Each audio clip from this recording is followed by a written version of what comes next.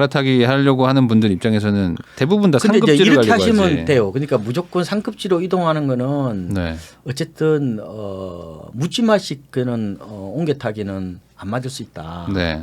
다만 이렇게 할 수는 있잖아요.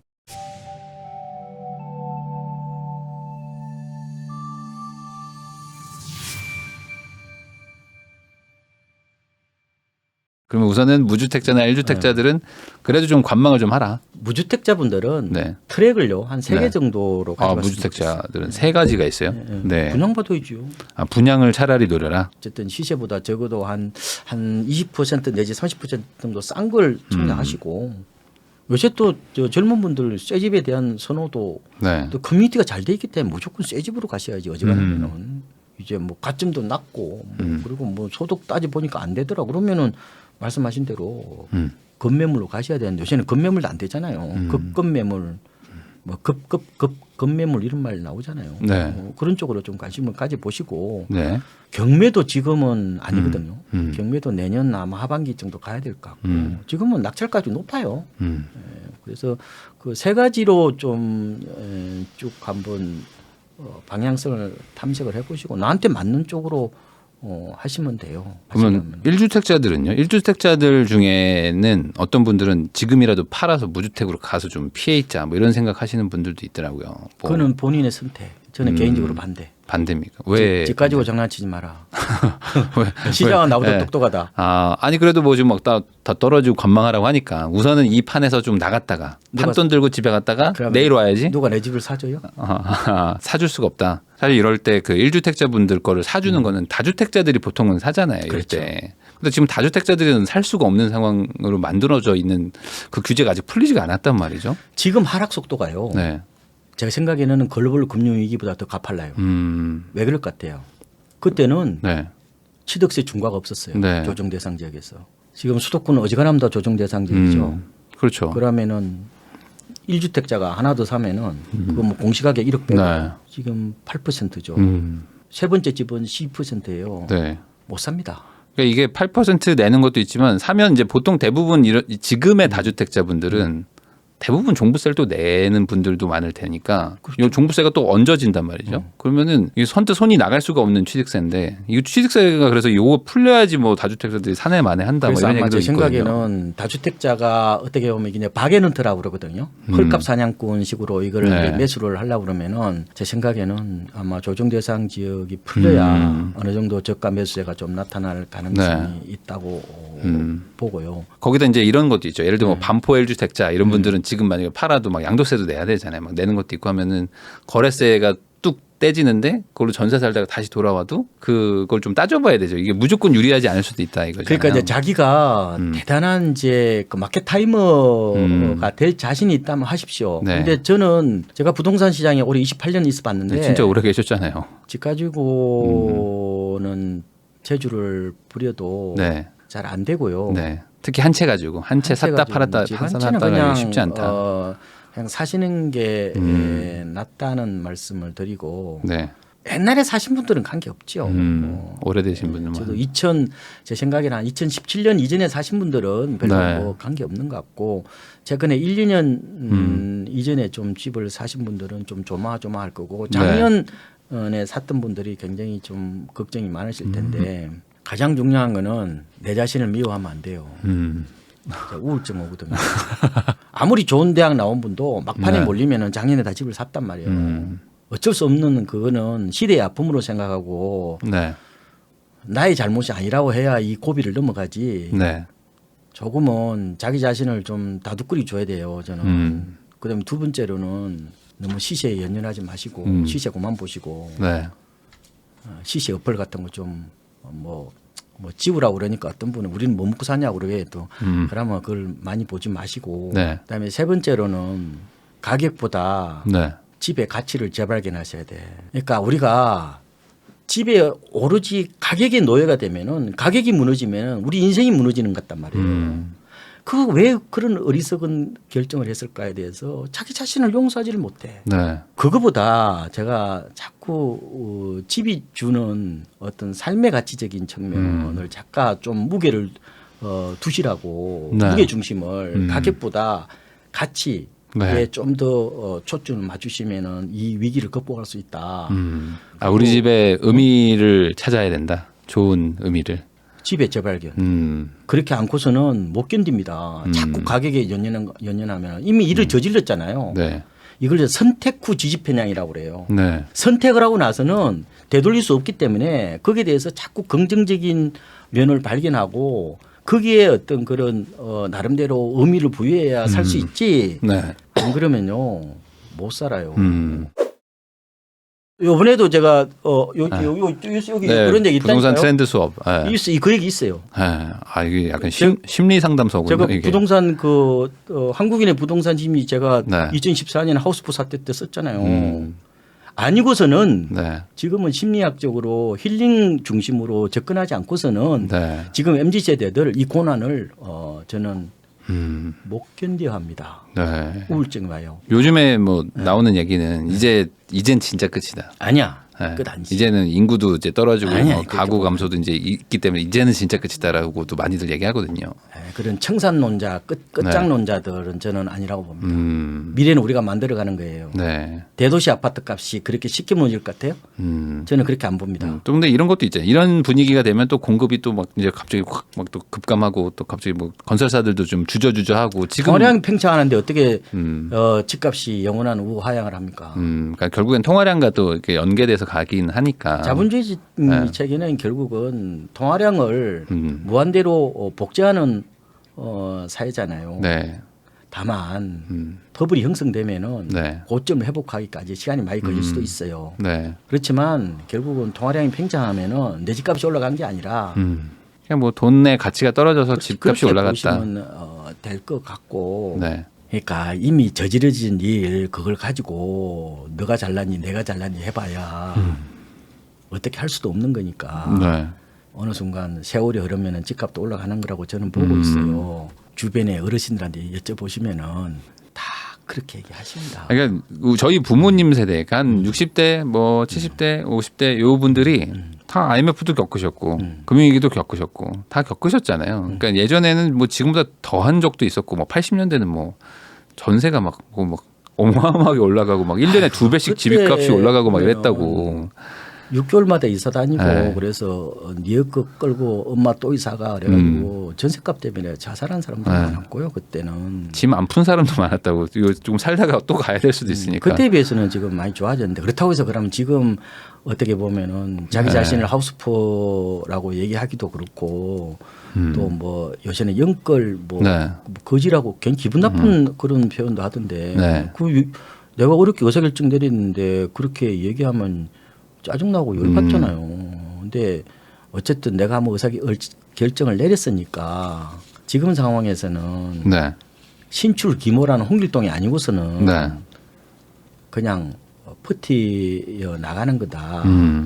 다만 이렇게 할 수는 있어요. 대출을 줄여야 돼요.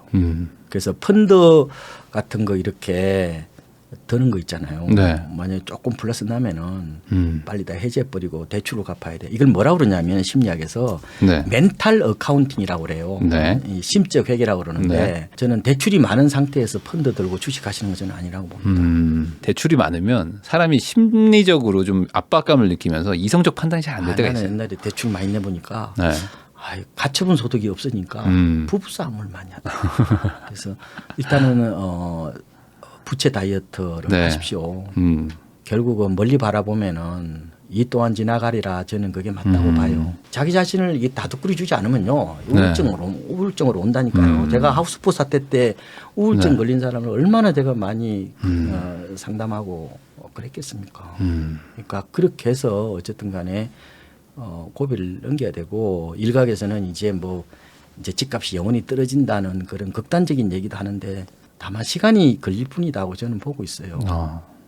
왜냐하면은 우리나라가 지금 총 인구로 보면은 2020년부터 지금 감소가 시작됐죠. 수도권만 봤을 땐 인구가 증가하고는 있습니다. 가구수는 2040년부터 네, 이제 감소하고 감소하는 거로 돼 있는데 서울대학교 그 인구학자 조영태 교수님 좀 책 읽어 보면은 인구 어떤 쇼크 절감하게 되는 아마 그 그 시기가 2030년 이후로 보더라고요. 2030년 정도 되면 이제 인구가 네. 확연하게 줄면서 체감된다. 그때 아직까지는 사실 뭐 1년에 몇만 그러니까 명 정도니까. 지금은 어떻게 보면 너무 급등에 따른 그 후유증 이렇게 보셔야 되지. 여전히 저는 베이비 부모가 아직은 주택 시장에 남아 있고 네. MZ 세대들 설문조사하는 거 보세요. 결혼을 안 하고 아기는 안 가지더라도 집은 갖겠다는 그런 사람들이 정말 많아요. 많습니다. 네. 주변에. 그러니까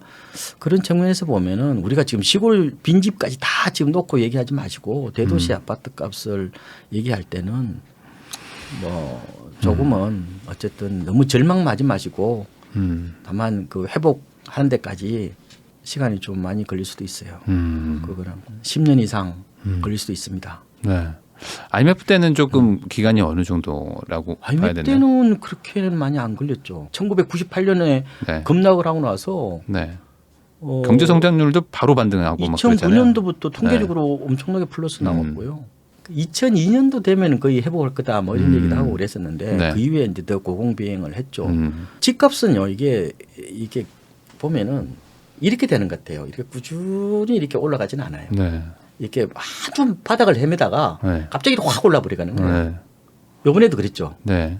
엄마 아파트 얘기를 많이 하는데 IMF 때 34평짜리가 1억 4천 했거든요. 네. 그게 2006년에 얼마였습니까? 그게 14억까지 거래가 됐단 말이에요. 34평짜리. 네. 네. 그게 하우스포 사태 때 9억 이하까지 떨어졌죠. 2017년 7월인 걸 알고 있어요. 그때 네. 14억을 뚫은 거예요. 네. 얼마 걸렸어요? 11년 걸렸죠. 네. 상계동의 보람 아파트도 보니까 한 2008년이 고점 2분기 정도였거든. 그때가 이제 네. 뉴타운 강풍 아마 아실 겁니다. 뭐 그때가 고점이었거든요. 그때에 비해서 회복하니까 한 10년 정도 걸렸고 물론 중대형은 더 오래 걸렸어요. 용인 수지의 대형 아파트를 네. 보니까 정확하게 15년 정도 걸렸어요. 네, 그런 경우 있지만 근데 네. 그 꼭지에 사는 사람은 몇 사람 안 되잖아요. 근데 그거를 아까 말씀하신 것처럼 내가 그러면은 중간에 그거를 팔고 나중에 다시 끼워 넣는다는 식으로 하는 게 그게 과연 가능할까? 그러면 그 집 사주는 사람은 바보가 아니잖아요. 50%에 가면 싸게 팔아가지고 네. 40% 팔아가지고 나중에 그러면 훨씬 더 싸게 사야 된다는 얘기인데 그거는 쉽지 않을 것 같고 제 생각에는 네. 그냥 집 한 채는 그냥 저는 그냥 가져가시고 네. 부채를 줄이는 방식으로 어쨌든 하시면 좋을 것 같고 다만 이제 옮겨 타시기 하시는 분도 있어요. 네. 과거에는 그게 좋았어요. 네. 이번에는 중급지나 하급지에서 좀 더 가격이 더 많이 빠졌단 말이에요. 그러면은 시세를 잘 보고 판단하셔야 돼. 네. 절대적인 거는 이번에는 오히려 안 맞다. 갈아타기 하려고 하는 분들 입장에서는 대부분 다 근데 이제 상급지를 이렇게 가려고 하시면 하지. 돼요. 그러니까 무조건 상급지로 이동하는 거는 네. 어쨌든 묻지마식 그는 옮겨타기는 안 맞을 수 있다. 네. 다만 이렇게 할 수는 있잖아요. 같은 동네에서 옮겨타기 하는 거, 가령 25평에서 33평으로 가는 건 괜찮죠. 네. 그거는 어차피 올라도 오르는 건 내리는 게 같잖아요. 네, 뭐 같으니까. 그런 거는 관계 없는데 다만 상급지가 지금은 덜 빠질 수 있단 말이에요. 아. 반드시 왜냐하면 그동안 규제를 많이 받았으니까. 하긴 그렇죠. 네. 지금 뭐 15억 넘는 토지거래 다만, 허가구역 이런데.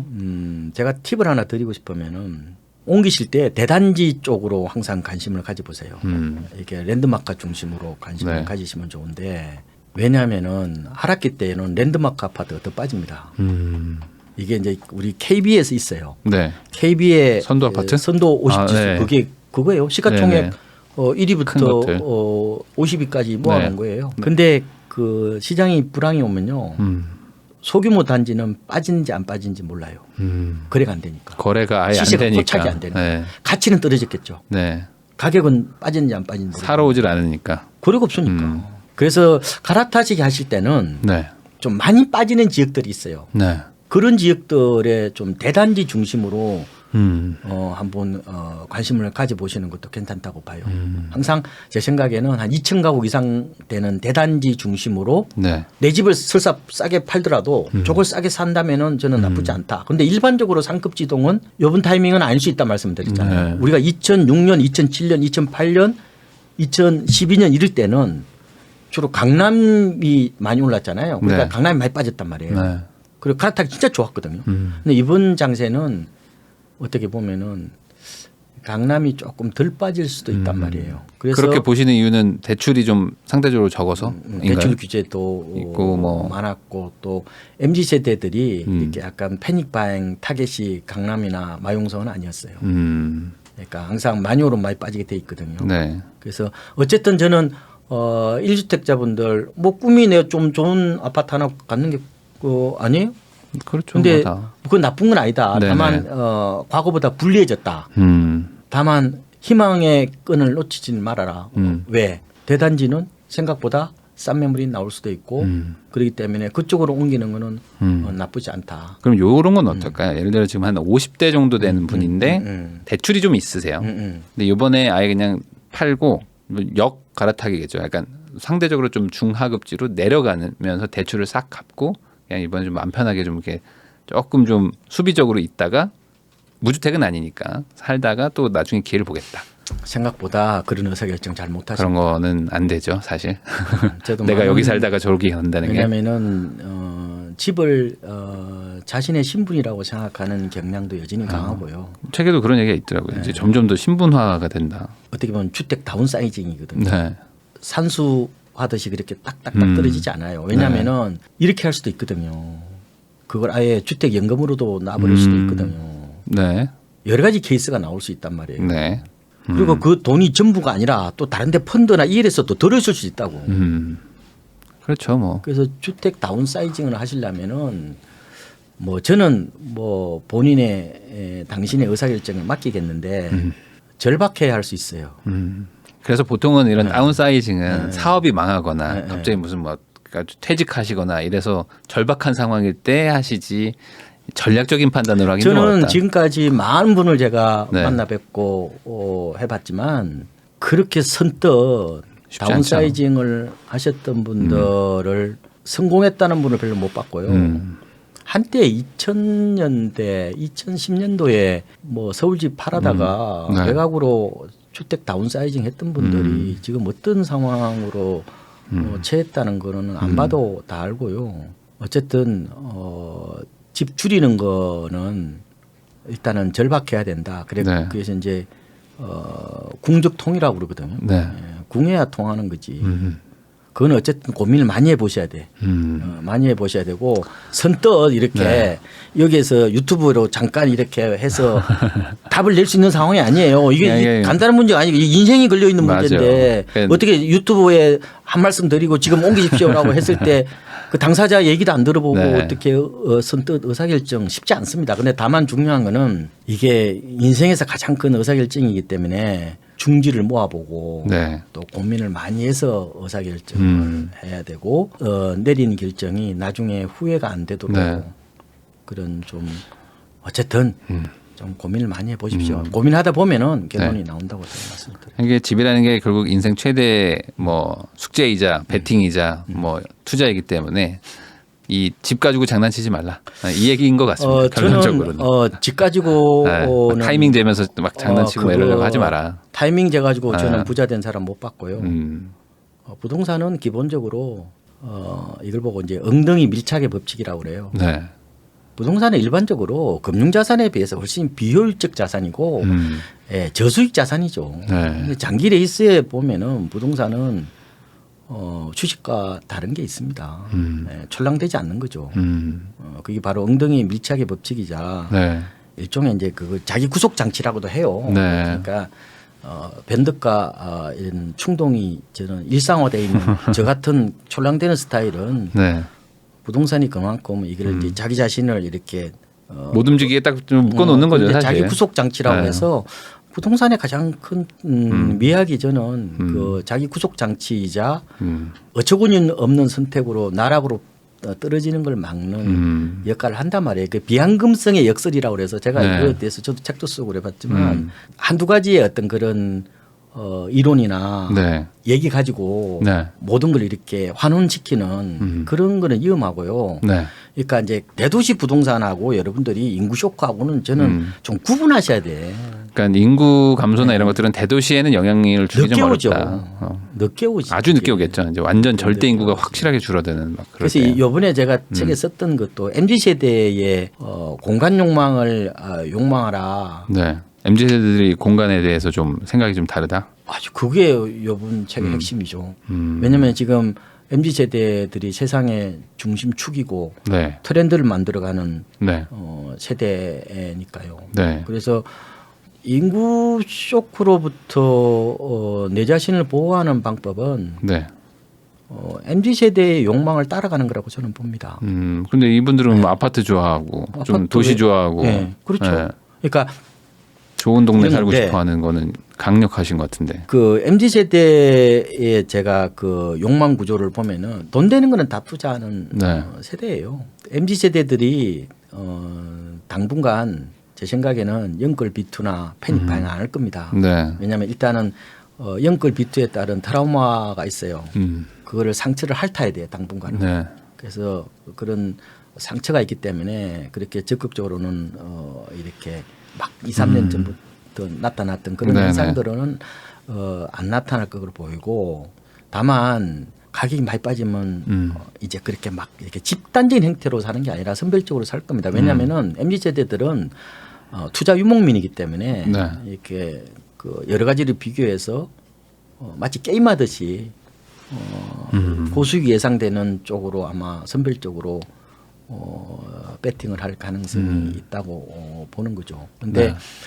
MZ 세대가 저는 기본적으로 투자 유목민이자 부동산을 아파트와 동일시하는 세대.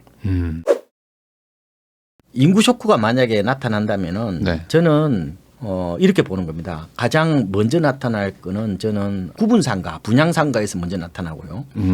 그다음에 단독주택에서 나타날 분양상가 쪽에서 가장 먼저 좀 인구에 타격을 받을 것이다. 그죠. 그러니까 네. 이제 인구뿐만 아니라 이제 상권이나 뭐 이런 것들도 그렇고. 소비의 어떤 네. 구조적 패턴의 변화 이거하고 네. 맞물려 있는 거고. 그다음에 단독주택에서 나타날 거다. 서울에 있잖아요. 일부 지금 빈집이 나타나고 있습니다. 여러분들이 인구를 바라보실 때는 네.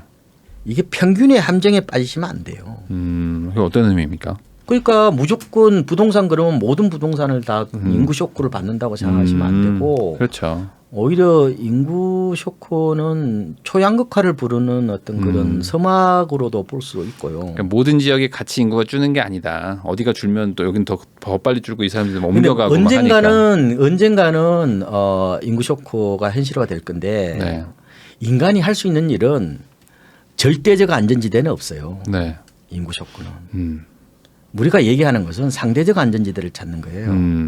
네? 네. 절대적 안전지대는 필리핀이나 베트남 이런 데로 가시면 돼요. 젊은 세대들이 많으니까. 네. 근데 사우스 코리아에 사는 한 어느 누구도 이 절대적 그렇죠. 안전지대를 네. 찾을 수가 없어요. 다만 우리가 덜 피해 보는 그 부동산 선택 네. 이거를 저는 상대적 안전지대라고 보는 건데 그게 뭐냐 바로 MZ 세대들이 욕망하는 공간. 저는 그렇게 보는 거죠. 대도시, 대단지, 아파트 그런 그거 것들로. 외에는 제가 부동산을 아무리 연구를 해도 네. 아파트 공화국은 저는 사라지지 않는다는 게 결론입니다. 네. 그거는 제가 2006년도부터 아파트 문화는 달라지지 않는다라고 얘기를 했었고 네. 우리나라는 MZ 세대에 기호하고 기본적으로 맞지 않는 뭐 전원주택이나 타운하우스나 테라스하우스는 틈새 시장으로는 존재하지만 네. 그 메인 상품은 아니라고 봤고요. 그래서 아파트를 좋은 거 하나 사는 게 저는 셀러리맨들의 이른바 재테크 A부터 Z까지라고 보고 있습니다. 왜 아파트냐? 제가 네. 여러 이렇게 연구를 해보니까 이걸 두 가지로 말씀드릴게요. 네. 하나는 가압비라는 건데요. 네. 두 번째로는 바로 편의성. 네네. 뭐 이런 거에 대한 어떤 니즈가 커졌다는 요 두 가지로 설명을 해볼게요. 가성비는 아시죠? 네. 가성비야 뭐 당연히 가격 대비 성능이니까. 요새 가성비 문화를 저는 이번에 책에서 제가 그걸 다시 발견했었거든요. 요새는 오징어 게임을요. 네. 학교에서 잘 못합니다. 왜요? 학교 폭력으로 신고 들어갈 수 있어요. 아, 네. 저희 어렸을 때는 이 자빠진다고 그러는데 엎어지면은 밟았거든요. 요새는요, 그거는 진짜 파렴치한 비신사적 행위예요. 네. 옛날엔 되게 지난번에 폭력적이었어요. 진짜. 제가 옛날에 예. 우리 선생님한테 여쭤봤어요. 예. 선생님 요새 학교에서 네. 말뚝박기 할 수 있습니까? 교실에서는 못합니다. 옛날에 많이 했는데. 요새 우리나라의 학교에 우유 못 가져가는 거 아시죠? 맞아요. 저도 요새 그 얘기를 들었습니다. 옛날에 저는 초코 우유 같은 거 막 못 타먹고 가져가요. 했는데. 우리나라에 학교 급식을 하기 때문에 과자 같은 거 못 가져갑니다. 먹을 걸 가져가면 안 된다고 저도. 가져가면 안 돼요. 예. 근데 그 최근에 알았어요, 저도. 저도 그거 한 이틀 전에 알았습니다. 이게 왜 안 되는 거지? 잘 이해가 안 되더라고요. 우리나라는 못 예. 가져가요. 물 정도는 가져갈 수 있다고 그러더라고요. 네. 그게 안전에 대한 강박증 때문에 과보죠. 네. 헬리콥터맘, 헬리콥터 파파. 그러니까 그만큼 이제 과보를 받고 자란 세대가 네. 시장에 이제 주역이 되고 있다고 이렇게 볼 수도 있죠. 네. 그러니까 안전에 대한 거 그런 것들에 대한 안전에 대한 강박증이 굉장히 강한 세대. 그래서 아파트하고 결국 오피스텔인데 네. 이거를 이제 뭐라고 보냐면은 모든 위해로부터 내 자신을 보호하는 일종의 콘크리트 캐슬처럼 바라보는 거예요. 그래서 저는 이번에 책을 쓰면서 네. 오피스텔을 저는 다시 봤거든요. 네. 옛날에는 오피스텔을 네. 이거를 이제 니치 마켓 그러니까 틈새 상품으로 네, 봤는데 네, 네. 최근에 MZ 세대들은 이걸 요거 살림집으로 봐요. 빌라보다는 오피스텔이 훨씬 낫다. 아유 다르죠. 판단이 다르죠. 네. 이게 네. 바로 어디서 나오는 거냐? 바로 가한비 문화라는 거예요. 그래서 제가 그 임대사업 하시는 분들한테 네. 옛날에는 퇴직하면은 원룸이나 다세대 다가구 그 보통 하나 사서 꼭대기층에 살면서 월세 받는 거 네. 있잖아요. 그게 이제는 좀 쉽지 않다. 아니 물론 이제 뭐 입지가 좋은 관계없죠. 네. 역세권 이런 데야 뭐 네, 좋은데 네, 네. 입지를 잘 올르셔야 된다.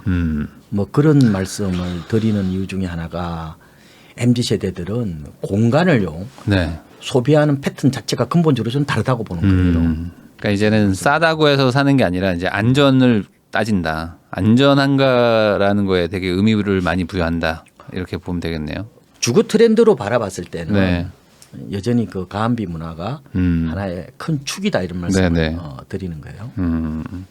그리고 두 번째가 이제 편의성인데 편의성도 되게 중시한다. 편의성은 요사이 그 커뮤니티 시설 네. 아시죠? 김남도 교수님은 이걸 보고 레이어드 홈이라고 이제 이게 레이어드가 청청화된 거잖아요. 네. 그러니까 이제 여러 가지 다기능화된 공간이 바로 아파트다. 이게 복합 이제 문화 공간으로 바뀌고 있는 게 이제 아파트. 하긴 그렇죠. 이제는 약간 집이라기보다는 그냥 회원제 약간 그런 뭔가 커뮤니티 같은. 그래서 지금은 흔히 말하면 빌라 값하고 아파트 값하고 차이가 뭐냐. 바로 네. 커뮤니티 값이다라고 네. 얘기할 정도로 주거의 어떤 그런 어떻게 보면은 기대 수준이 네. 높아졌다고 보면 될 거예요. 그 니즈를 충족시켜 주는 게 뭐냐.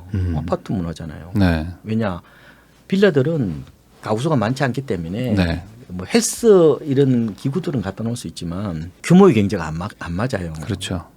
그래서 요새는 아파트가 엄청나게 저는 진화하는 형태라고 보는 거예요. 커뮤니티 시설이. 요새는 뭐 밥도 뭐 주잖아요. 네. 뭐 아침도 주고 이제 점심도 주고 이제 좀 있으면 저녁도 그래서 줄 이제 수도 이게 있습니다. 이제 삼식이라는 말이 없어진다는 거 아니에요. 영식이 시대가 왔다 이런 얘기 하거든요. 그래서 대단지 아파트로 들어오는 게 어떻게 보면은 인구 쇼크뿐만 아니라 주거 네. 트렌드를 감안해 봤을 때 좋은 대안이다.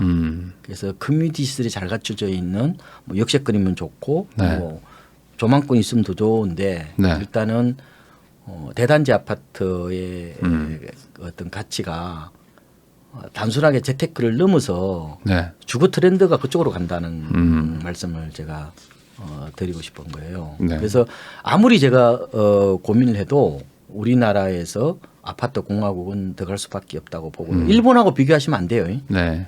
중국 가보시면 알아요. 그 장강이라고 그러거든요. 양재가 네네네. 그 주변에 아파트가 우리나라 해운대 같아요. 초고층으로 막 뽑아놨어요. 그렇죠. 그래서 네. 어떤 정치가 분들이 그런 말씀하신단 말이에요. 아파트는 21세기가 난 가장 위대한 발명품이라고 얘기할 정도로 저는 그걸 믿습니다. 네. 아파트 문화를.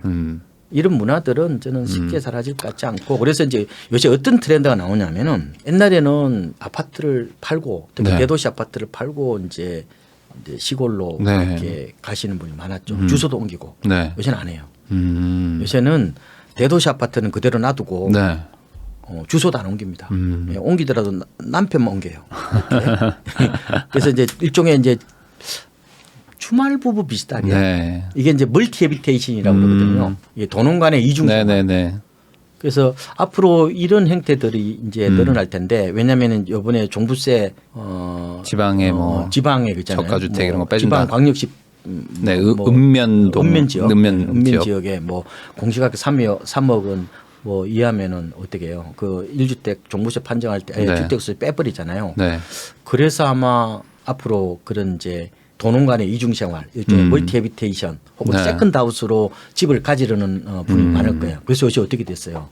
요새 강릉 이런 데 집값 많이 올랐죠. 네, 맞아요. 이게 서울 분들이 많이들 가셨더라고요. 그래서 그 서울 사람들이 접근하기 좋고 원하는 그런 지역들은 또 가격이 완전히 차이 나는. 강릉하고 속도 집값 올해 많이 올랐어요. 네. 근데 했는데 어쨌든 제가 봤을 때 어떤 트렌드냐면 옛날에는 시골집을요 살림집으로 생각하니까 굉장히 그 이제 주로 여성분들은 안 가려고 그러고 뭐 네. 이렇게 남자들만 가고 뭐 이렇게 되는데 요새는 시골집을 약간 콘도처럼 네.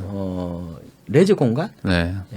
실공간으로 바라보는 경향도 이제 강해졌다고 봐요. 결국에 이 MZ 세대들이 원하는 방향대로 갈 수밖에 없는 게 이제 시대의 흐름이고 이분들은 아파트를 절대 놓지 않을 거고 또 대도시에 사는 걸 또 좋아하기 때문에 또 나머지 세대분들도 약간 그런 식으로 대도시 아파트를 계속 가지고 가면서 약간 자기가 원하는 건 잠깐 갔다 오는 약간 이런 식으로 가는 것 MZ 같습니다. 세대들의 욕망 구조를 조금만 제가 말씀을 드리면은 요새 코인 하시는 분들 보면은 농담이 그거더만요. 저도 책에서 봤는데 제 얘기가 아니고, 그러니까 잘 되면 한강 뷰, 네. 잘못되면 한강 물이라는 말을 네. 하잖아요. 저는 뭐 그런 극단주의적 뭐 아니면 도식의 투자 패턴, 저는 그거보다는 욕망 구조를 더 저는 읽고 싶은 거예요. 한강 뷰잖아요. 네. 한강 뷰가 무슨 말이에요, 그게? 한강이 보이는 아파트를 갖는 게 꿈이잖아요. 그게 성공의 척도가 돼버렸죠. 옛날에는 그렇지 않았죠. 네. 지금은 젊은이들 꿈은 한강뷰. 역세권 아파트, 더 돈 많으면은 뭐 한강이 보이는 네. 아파트를 갖는 게 꿈이라는 거예요. 그러니까 공간에 대한 욕망은 근본적으로 그 시대상을 그대로 반영을 한다는 그러네요. 건데 이게 이제 공간의 친숙도가 다르다는 거예요. 제가 말씀드린 네. 콘크리트 키즈이기 때문에 그러니까 도심 콘크리트 키즈가 세상의 주역이 되기 때문에 노는 것도 이제 뭐 어떻게 보면 모텔이라든지 호텔에서 논다고 그래서 제가 이걸 콘크리트 레저라고 표현했거든요. 어떻게든 이제 실내에 있고 장소성이라고도 네. 표현해 이걸 보고. 네. 그러니까 장소에다가 자기 이제 경험을 합치는 걸 보통 장소성이라고 하는데 네. 장소성 혹은 공간의 친숙도가 근본적으로 다르기 때문에 그러니까 항상 미래를 바라보실 때 네. 기성의 이제 X세대라든지 베이비 부머 분들은 우리 세대 중심으로 바라보지 말고 지금 자녀 세대. 세상의 네. 주역이 MZ로 넘어갔잖아요. 네. MZ 세대의 욕망 구조를 이해하는 게 더 중요하다고 말씀드리고 그러면 MZ 세대들은 그럼 안 늙어요? 늙겠죠. 밀레니얼 세대가 벌써 네. 지금 40대 초반이에요. 좀 있으면 50대입니다. 네. 요새 고등학생들은 스테지를 몰라요. 전혀 모르죠. 그러니까 세월은 흔적을 지우면서 네. 흘러가기 때문에 그러니까 MZ 세대들도 알파 세대의 욕망을 욕망해야 된다는 거예요. 아래 세대의 욕망을 욕망하지 않고서는 바로 베이비 부모가 겪었던 그런 실패를 그대로 답습할 수밖에 없다고 보는 거죠. 왜냐하면 베이비 부모 분들의 꿈이 이렇게 전원주택 같은 거 지어서 뭐 기촌한다는 거였거든요. 그런 것 물론 성공하신 분도 있지만 많은 분이 실패하셨고 네. 중간에 또 의사결정을 못 내리고 지금 이렇게 좀 갈등하시는 분도 많고 또 옛날에 뭐 상가 사서 따박따박 월세 받는다는 그 컨셉도 지금 MZ 세대의 소비 패턴을 감안해 보면 그것도 아니거든요. 옛날에 그 좋아 보였겠죠. 네. 그 오프라인 공간에서 뭐 신경 쓸 것도 없고. 그때만 해도 뭐 온라인 스토어 이런 게 별로 없었으니까. 그래 지금은 이렇게 보시면 돼요. 종전에 이제 상가가 이렇게 있잖아요. 네. 그러면은 제 생각에는 절반 정도가 뚝 이 모바일 디지털로 넘어간 거예요. 기능의 어떤 절반 정도가 면적이 필요가 없어진 거죠. 그러니까 그만큼 오프라인이 레드오션화 됐다고 보면 되는 거죠. 나머지는 이제 바로 서비스거든요. 그러니까 머리를 깎는다든지 뭐 네. 이렇게 뭐 그 우리가 뭐 어쩔 수 없는 거. 뭐 안마를 한다든지 네, 뭐 네일 아니면 아트라든지 뭐 이런 그런 것들. 네일 아트 이런 것들은 대인 서비스잖아요. 네네. 이거는 뭐 로봇이 할 수도 없는 거고. 그래서 지금 유일하게 침식을 안 당한 곳이 바로 이게 서비스 쪽이거든요. 서비스만 그나마 살아 있는 거고. 네. 특히 지금 리테일 쪽은 상당 부분이 지금 이미 모바일이 쑥 들어왔죠. 네. 그런데 이런 상황에서 과연 내가 상가 사서 월세 받는다는 게 그 노후 준비한다는 게 과연 이 트렌드에 맞냐는 거예요. 제가. 그래서 제가 MZ세대의 트렌드를 봤을 때에 아까 가한비 문화하고 네. 단독주택도 아마 앞으로 많은 빈집이 생길 거고 네. 다세대 다가구도 빈집이 많이 생길 가능성이 있다. 그러니까 오히려 이 가한비 문화를 바라보면은 오피스 같은 거 월세 놓는 것도 괜찮다. 다만 이제 그게 주거용이 되면 종부세가 나오니까 요새 업무 시설 같은데 그런 네. 것들은 그런데 뭐 하면 좋잖아요. 뭐 그런 것도 나쁘지 않고 그다음에 상가 같은 경우는 어쨌든 그 좀 다시 한번 생각을 하시라. 그런데 이제 헷갈리는 게 있어요. 흔히 말하는 구분 상가하고 네. 이게 이제 분양 상가라고 그러거든요. 네. 한 칸씩 파는 거. 한창 뭐 101호 뭐 301호 네네네. 이런 거 이거하고 상가 빌딩은 달라요. 소위 말하는 이제 꼬마 빌딩 통건물. 통건물은 조금은 이걸 이제 통제감이라고 표현하거든요. 예, 자기 통제감, 상황 네. 통제감이라고 하는데 구분 상가는 임대료 낮추는 거 외에는 대안이 없어요. 뭘 할 수가 없죠. 개발할 수도 없고. 근데 상가 빌딩은 뭐 상권이 만약에 그 위축되거나 아니면은 뭐 몰락하더라도 아니면은 못 놈을 지을 수도 있는 네. 거고. 뭐 내가 뭔가 할 수 있죠. 오피스를 바꿀 수도 있는 거고. 아니면 뭐 이거 다 뭐 개발업체한테 이걸 팔아도 되는 거고. 약간 이렇게 활용도가 높아요. 그래서 저는 이게 상가 건물 이런 것들을 그렇게 나쁘게 보지 않는다는 거죠. 현실적으로. 네네네. 그렇지만 이런 구분 상가 같은 경우는 앞으로 아마 인구 쇼크뿐만 아니라 소비 패턴의 변화로 인해서 좀 위협을 받을 가능성이 크다. 그래서 인구 쇼크가 어떻게 보면은 여기서부터 시작된다는 거예요.